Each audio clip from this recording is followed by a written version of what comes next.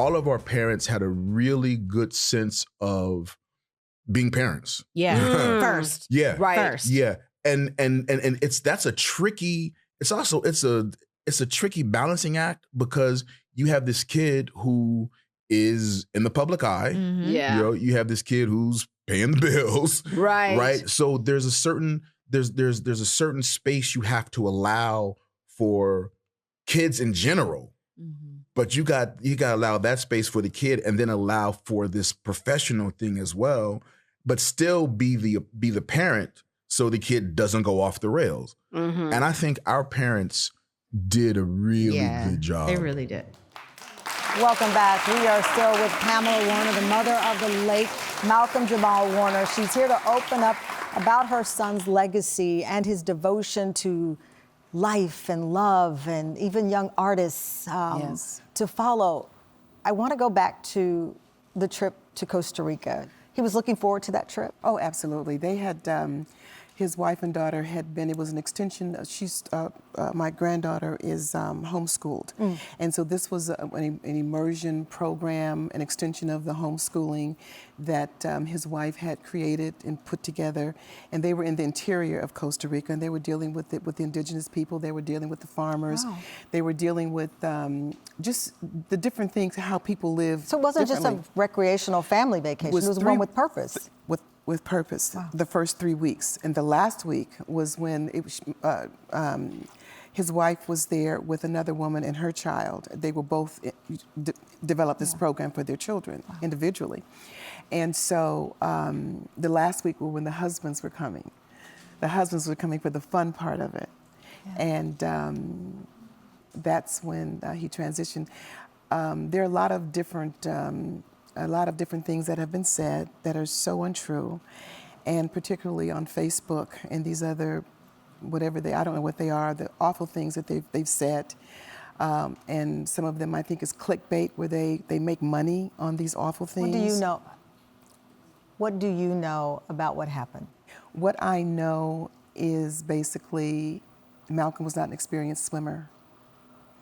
His daughter was probably a better swimmer than he was. And she was not in the water. He did not die saving her. He got caught in a riptide. And he was an inexperienced swimmer and did not understand how to get out of that. And unless you've been caught in that, you don't know how to get out of it. He did not know what to do.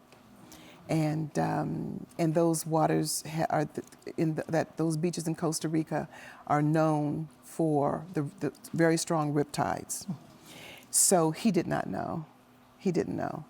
He didn't know. You've said that his daughter was not in the water. No. She was, though, on the beach. She was on the beach, and she did witness them extricating him from the water and performing CPR. How did you receive the news?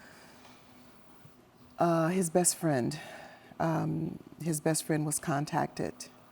His wife called his best friend to come and tell me what had happened. You made a comment, you posted a comment, you said you wanted people to know he did not suffer. Right, right. We can die 1,000 different deaths, 1,000 ways to die. If I had to choose, I would choose this, as opposed to him becoming ill, having a bad accident where he's half here, half not here, where he has just awful things that could happen, where you have to watch your loved one die. This was quick. I'm not an expert on death by drowning, but I'm going to feel and I'm going to accept that it was quick. Because he was in another country, and the sudden nature of this, did you need to see him after he transitioned? Well, I did see him. His body was brought back to the United States. I had to facilitate all that, so I did see him. I saw him, there was a Facebook timing in Costa Rica before they shipped the body out, and I was able to see him. And he just looked like himself. He almost had like a little smirk on his face. He looked like himself. And that was difficult. It's difficult to see the recent pictures. The older pictures I'm okay with, but the recent pictures, but seeing them now, it's better. I feel better. But I did see him, you know, I did see him, and I was okay with that. I was okay with that. We'll be right back. This show makes me feel like the luckiest kid in the world. Join in on the fun. Sign up for our newsletter and subscribe to the Tamron Hall YouTube channel.